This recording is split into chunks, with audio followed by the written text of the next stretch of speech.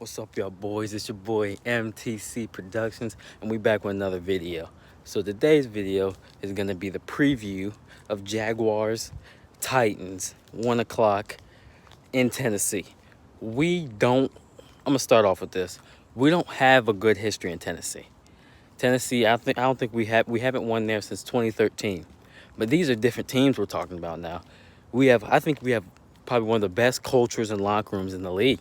We got rid of all the toxic players, kind of the me players, and we're building a foundation that I think we can build on for this year, next year, in the foreseeable future. Because I like our team, I like our roster, I like our attitude. Because if you saw week one, we were flying around out there, we were having a lot of fun.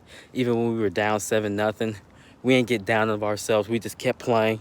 And when you keep playing, good things happen. I played high school football. That's the one thing our coach kept saying. Keep playing, keep playing, keep playing. The only difference is the Jaguars were down by 7 and we'd be down by 30. But hey, same message applies. But anyway, back on topic. The Jaguars need to do 3 things to beat the Titans. Number one, you have to stop Derrick Henry. King Henry, you can't let King Henry go for his 60, his 70, his 99-yard runs. There's no exception. I mean, there's no way you can get out of this game and win if King Henry has like 25 carries for 180. Not happening. Denver Broncos did a really good job last week of containing Derrick Henry. He had over 100 yards, but he had 31 carries. So it wasn't really that effective. It was a lot of volume. And when you have a lot of volume, stats kind of miscue. It's like Joe Burrow yesterday. I like the kid. 62 or 60. How many? 61? Over 60 throws. You're going to have over 300 yards. I mean, that's just, or 250. You're going to have a lot of yards if you have a lot of volume. And they ran Derrick Henry to the ground. 31 carries is a lot for week one. And I think 31 with 116 isn't the greatest per yards rush. So Denver Broncos did a good job. So we have to stop him. They're going to give us volume. We did well against Marlon Mack for the quarter and a half he played, and Naheem Hines. But the Colts kind of abandoned the running game. So we have to stop the running game. That's one. We have to stop King Henry. And you know throughout this video, I'm gonna keep saying it. Stop King Henry.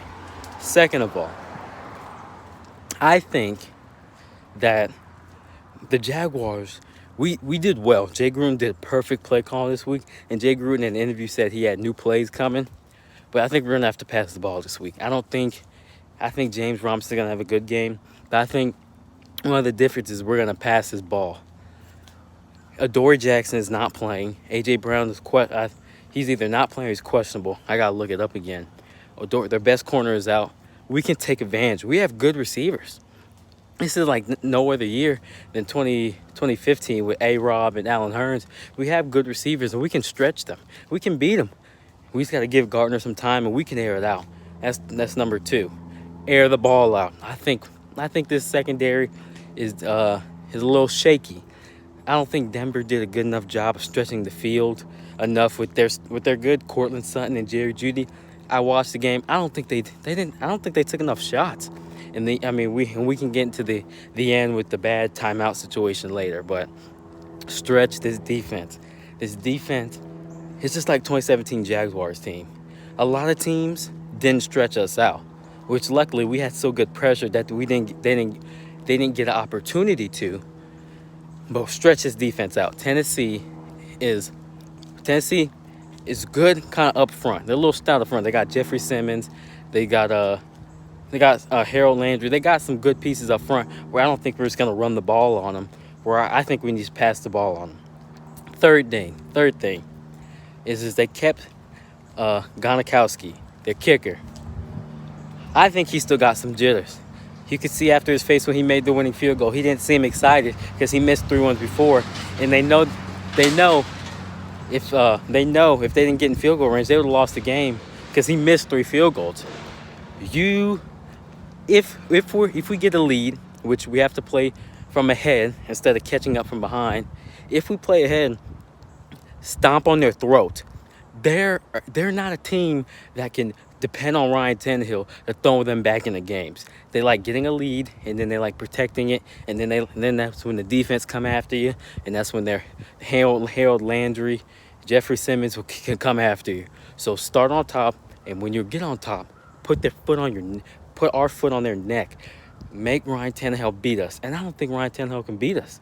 I mean, if you look that was a wasp, but if you look last year, if you looked at the one in Jacksonville Thursday night last year, we got on top of them.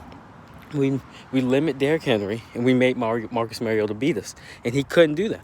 And and A.J. Brown's questionable. If A.J. Brown doesn't play, basically their best receiving weapon is not playing.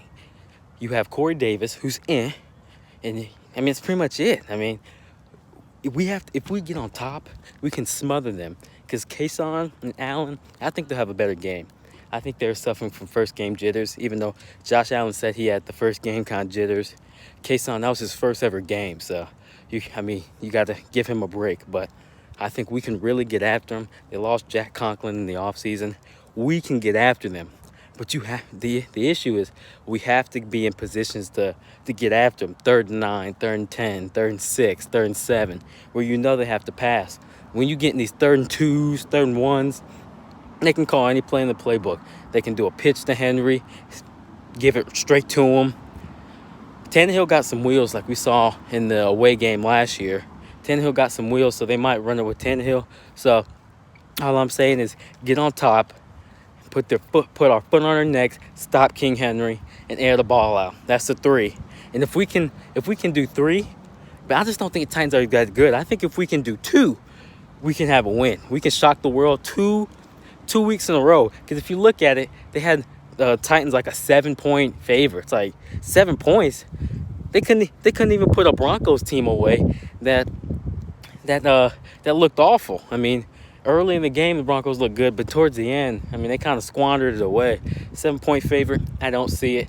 Final score, I'm predicting a win this week because the Jaguars shocked me last week. I hope they prove me right this week. I got Jaguars 23, Titans 20, and a good game. I think Lambeau has a good game. Gardner has a good game. James Robinson has a good game. We overall have a good game, and I'm calling a pick. Andrew Wingard got one last game, and CJ. But guess what? I'm predicting this.